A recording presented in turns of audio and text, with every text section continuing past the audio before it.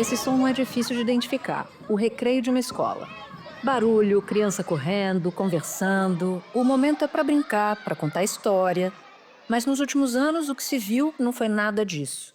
E os recreios viraram um espaço de silêncio perturbador. Quase que hipnotizados, né, por aquilo que eles estão fazendo, que eles não interagem um com o outro, nem olham no olho um do outro. Nos intervalos, era comum vermos grupos de alunos em roda, cada um no seu celular. Enquanto nas salas de aula, as distrações são constantes. Normalmente você tem um celular com você, qualquer coisinha vai chamar sua atenção, você vai perder o foco na aula. O que fez o governo tentar contornar a situação na base da canetada. E este será o primeiro ano letivo com proibição nacional para celulares nas escolas. Agora é lei no Brasil, fica proibido o uso dos celulares em todas as escolas públicas e privadas. Isso vale para pré-escola, ensino fundamental e ensino médio. Os alunos não vão poder mexer nos aparelhos, nem no recreio, nem nos intervalos entre as aulas. A lei vai valer também para outros dispositivos, como tablets e relógios que se conectam à internet. O celular só vai poder ser usado em alguns casos. Se o professor achar que o aparelho vai facilitar a didática da aula, então o aparelho vai ser usado em grupo, não individualmente. Também para casos de acessibilidade, para auxiliar, por exemplo, alunos com baixa visão. E também em questão de saúde.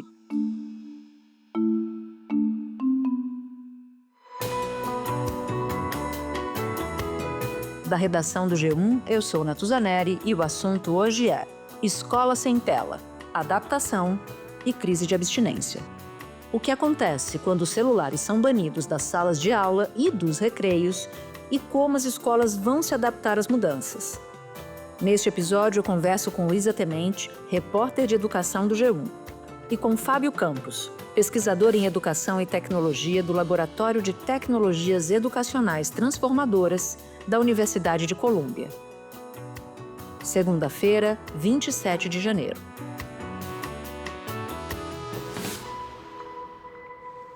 Luísa, no ano passado, você visitou escolas que se anteciparam à legislação nacional e que já haviam começado a proibir celulares.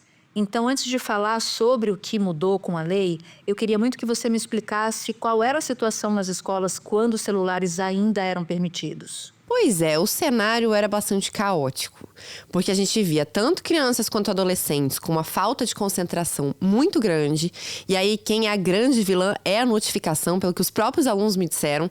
Então eles estavam ali na aula, ouvindo o professor falar, estavam concentrados, de repente a tela do celular acendia, ou o celular vibrava. Na mesma hora o foco acabava, e eles precisavam ver quem que tinha curtido a foto deles, quem que tinha mandado um WhatsApp. Então essa questão do foco era uma preocupação muito grande dos professores. Você está lá na frente explicando o conteúdo, aí o aluno começa a achar a aula chata e aí dispersa. O celular, gente, infelizmente é um atrativo para o aluno. A Unesco publicou um relatório afirmando os riscos que esses aparelhos podem trazer, principalmente para a aprendizagem e concentração dos alunos. O relatório de monitoramento global de educação mostra, por exemplo, que os alunos levam até 20 minutos para retomar a concentração depois de usarem o smartphone. E o outro lado, que acho que era uma consequência que a gente percebe no dia a dia mesmo fora do ambiente escolar, é a questão da socialização. Não havia mais conversa, era cada um no seu mundinho ali na tela, grudado na tela, o recreio muito mais silencioso, com menos brincadeiras, menos conversa entre os adolescentes. Então, acho que esses eram os dois aspectos principais, fora toda a questão de saúde mental, mas a concentração, o foco e também essa questão da sociabilização. Você mostrou, inclusive, nas suas reportagens o que acontece quando as crianças entram num ambiente totalmente sem tela. E algumas tiveram até crise de abstinência, Luísa, uma loucura. Explica pra gente, conta essa história pra gente, o que você viu, o que você ouviu nas escolas, começando pelas escolas de crianças pequenas. Natus, eu acho que essa parte dos bebês, que basicamente estavam com uma crise de abstinência, eu acho que foi a parte que mais me chocou, que mais impressionou. Quando eu fui comentar sobre essa matéria com amigos, era a parte que eu mencionava sempre primeiro. O que aconteceu? Eu visitei uma escola em que o uso do celular sempre foi proibido. Uma escola só de crianças, só de educação infantil. Só que aí, quando você chega com um aluno novo, ele não tá tão habituado ainda. Então, chegam às vezes bebês de 1, 2 anos, que ainda estão usando fralda e tal, e que, de repente, logo na primeira semana de aula, não aceitam comer, não tocam na comida, não deixam ninguém trocar a fralda. E aí a escola não entende o que está acontecendo. Chama os pais para conversar, fala, gente, tá tudo bem em casa? Tá com algum problema? Às vezes um problema estomacal? Não, tudo bem, a criança tá comendo em casa, tá deixando de trocar a fralda. Então, o que será que tá havendo aqui?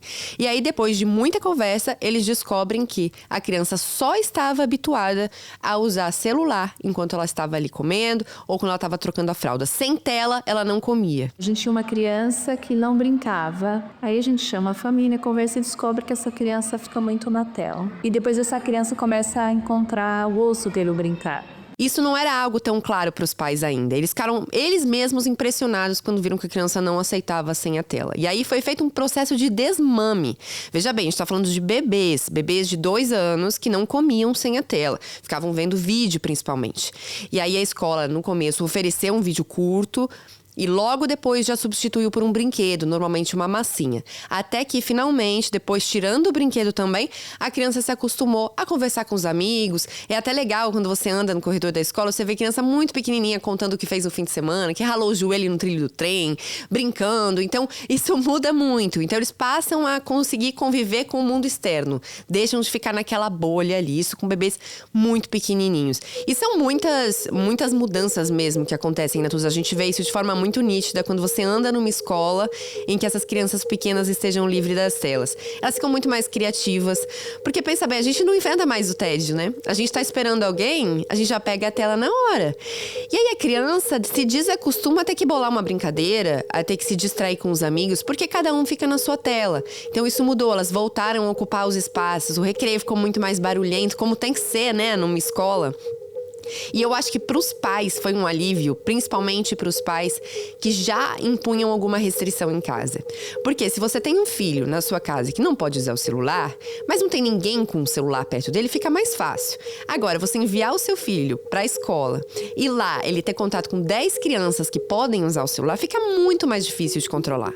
Então as crianças mesmo aproveitam, falam, olha, para o amiguinho, né? Olha, João, eu não posso usar o celular em casa, você me empresta o seu aqui? E aí fica jogando. Então os pais pedem controle. A partir do momento em que o entorno inteiro está livre de telas, fica mais fácil de respeitar essa restrição, de conseguir melhorar a questão, principalmente de socializar nessa idade.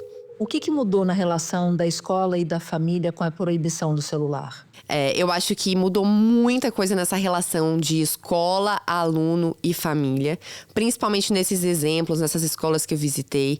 Ficou muito nítido que a escola voltou a assumir um papel maior nas relações entre os alunos. Porque o que estava acontecendo? A criança tinha o celular, a criança e o adolescente também, mas vamos falar mais focado na infância. A criança tinha o celular o tempo todo com ela, ou seja, ela podia mandar um áudio, mesmo que ela ainda não fosse alfabetizada, pro pai ou pra mãe, relatando qualquer coisa que tivesse acontecido na escola. E aí, diante de qualquer conflito, uma briguinha boba entre 2 crianças, que provavelmente seria resolvida sozinha ali em 5 minutos, a criança já reportava pros pais antes de conversar com o professor. Aí nisso, os pais demoravam um tempinho pra ver, aí entravam em contato com a escola pra falar, o que está acontecendo com meu filho que brigou com um amigo? Quando o professor ia ver, a briga já tinha sido totalmente resolvida. Então, as famílias começaram a participar da resolução de conflitos que antes era o papel da escola.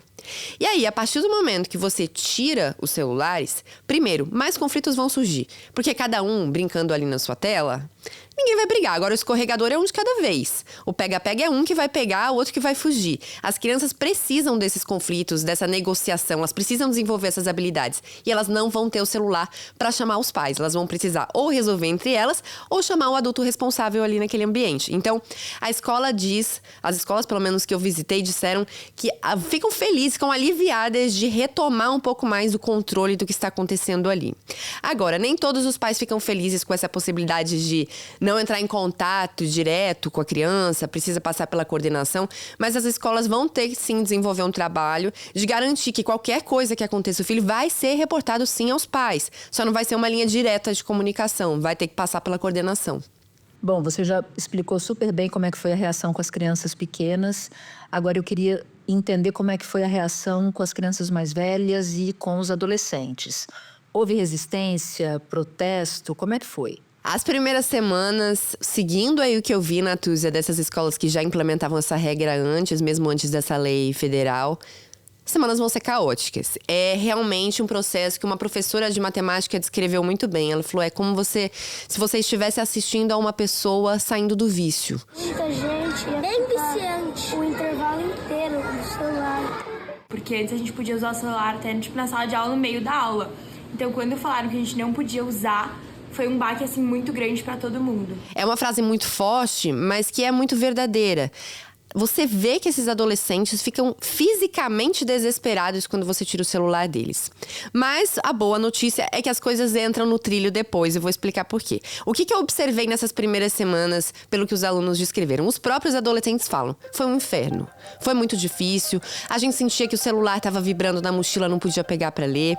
E aí, vai depender muito da regra da escola, né? Vai caber a cada escola, mesmo agora com essa lei nacional, determinar onde que vai ficar o aparelho. Se vai ficar na mochila, se vai ficar numa caixa separada, isso vai variar.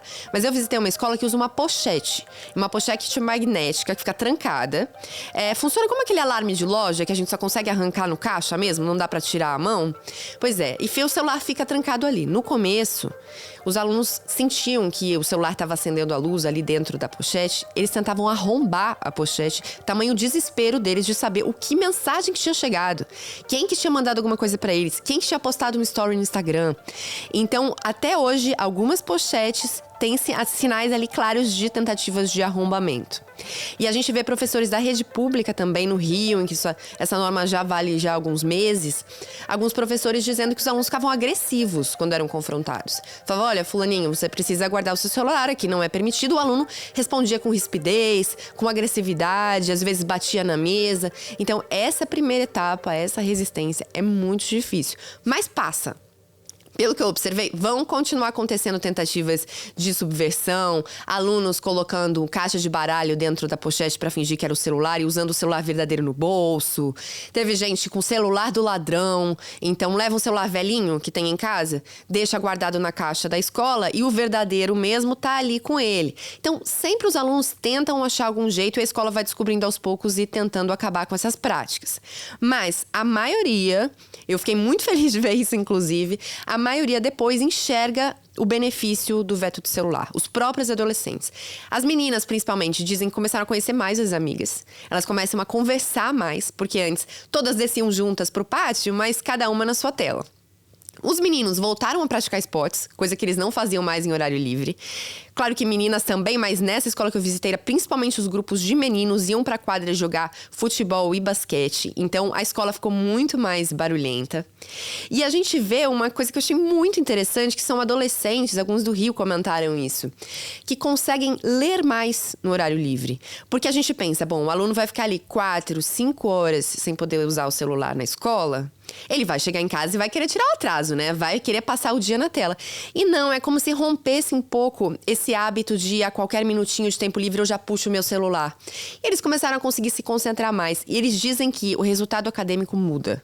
A gente sentiu que houve melhora em diversas esferas. Uma delas é a questão da socialização. A gente observa uma melhoria na aprendizagem, nos resultados dos alunos. A digitalização, assim, ela traz benefícios e tem até muitas atividades lúdicas que ajudam as crianças dentro de um contexto de alfabetização. Porém, no nosso ponto de vista, é importante ter a parte motora, né, de aprender lendo, né, em lousa, em livro. E a parte de aprender a escrever mesmo, né? Realmente, se você não tem uma notificação piscando na sua frente, você consegue prestar mais atenção ao professor. Eles não estavam mais acostumados a ficar 40 minutos prestando atenção na mesma coisa. O vídeo é muito rápido, a mensagem é rápida, o áudio é acelerado. Então, eles readquiriram essa habilidade de concentração depois de alguns meses. Eu achei isso muito interessante, me deu esperança. Luísa, muito obrigada pela participação, sempre bem-vinda. Volte mais vezes aqui no assunto. Obrigada, foi um prazer. Tchau, tchau. Espera um pouquinho que eu já volto para falar com o Fábio Campos.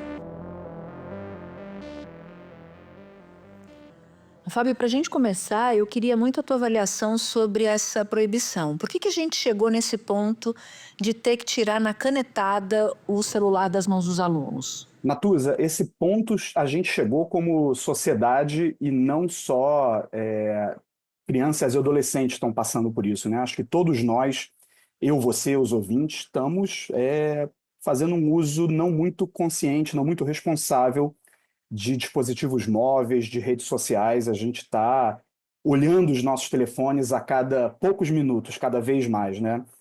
Acho que isso se intensificou com a pandemia. Então, a lei vem para conseguir reduzir isso, pelo menos em ambiente escolar, e pelo menos para aqueles que estão sob a tutela de professores, do Estado, que são os nossos alunos, nossas crianças e adolescentes. Então, a gente chega por um uso indiscriminado.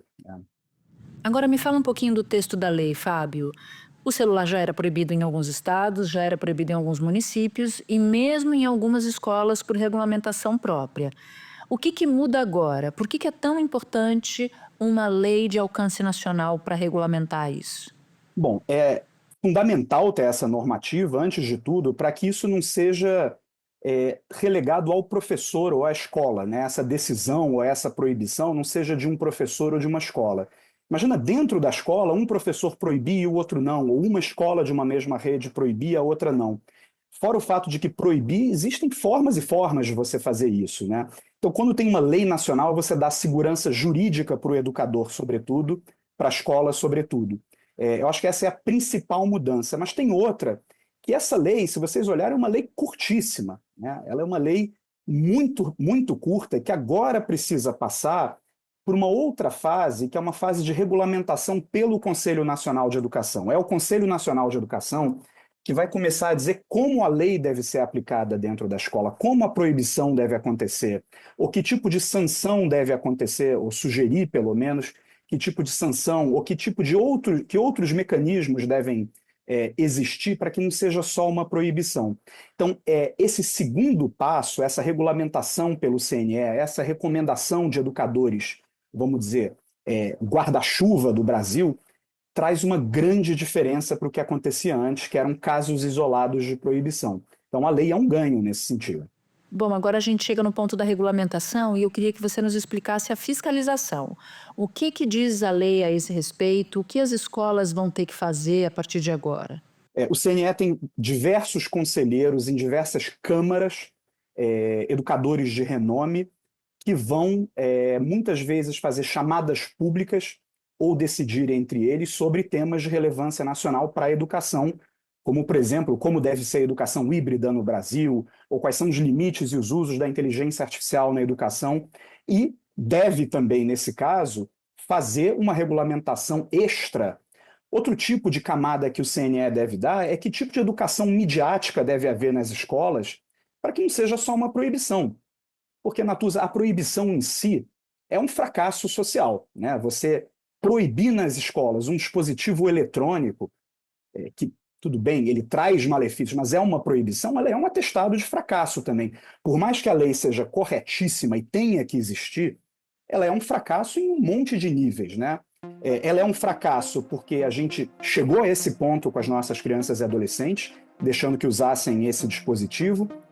É um fracasso social, Natuza, porque a gente está falando sobre dispositivos eletrônicos nas escolas, como já se falava da televisão nos anos 90, a gente está há 30 anos. Paulo Freire já falava disso. Paulo Freire já falava sobre, estão querendo proibir a televisão na escola. É isso mesmo, ele era contra. E é um fracasso social também quando a gente pensa que nós, pesquisadores de educação e tecnologia, estamos ano após ano lutando pela integração consciente e responsável de dispositivos eletrônicos, como tablet, telefone, computador e outros dispositivos dentro da escola. Então, a gente está andando 10 anos para trás nesse setor, tá? De educação e tecnologia. Mas é uma lei necessária, ela tem que haver. Agora, ela não pode existir sozinha, ela tem que existir com outros aparos, por exemplo, do CNE ou do MEC, para que não seja só uma proibição. E nesse país a gente gosta de proibicionismo e punitivismo, né, Natuza? Então, para não virar só tira da mão do garoto e pune se ele usar, a gente precisa de educadores entrando nessa história, não só de deputados e senadores. Eu falava com a Luísa Tenente agora há pouco e ela mostrava o quão frustrados estão os adolescentes, as crianças, pela falta do aparelho, pelo menos ao menos no começo, até elas começarem a se adaptar. Mas e os pais? E os professores, Fábio? Como é que a família e a própria escola estão vendo essa mudança? Olha, essa lei ela é um caso único no Brasil, né? Essa é uma lei que conseguiu magicamente unir a esquerda, a direita, o centro, uniu pais e educadores, que nem sempre estão unidos nas questões de educação. Então, assim, é a lei que uniu todo mundo, só acho que não uniu os jovens, né, que querem utilizar o telefone celular. O que eu estou vendo, pelo menos no Rio de Janeiro, onde eu moro e trabalho, são pais e educadores aliviados, tá? Primeiro, educadores aliviados, porque não vão ter que fazer necessariamente o papel do professor mau, né? Existe uma lei para ampará-los. Pais que entendem que, pelo menos a maioria dos pais, que entendem que em ambiente escolar seus filhos estão protegidos, estão realmente tutelados nessa questão de uso excessivo do telefone.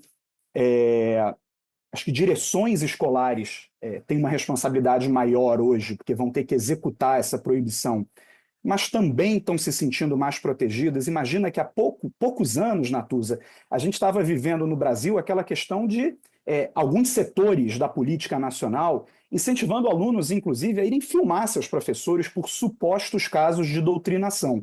Mas muitos professores se sentiam ameaçados, coagidos pelo aluno, né, por qualquer tipo de conteúdo que fosse dado. Isso também acaba agora.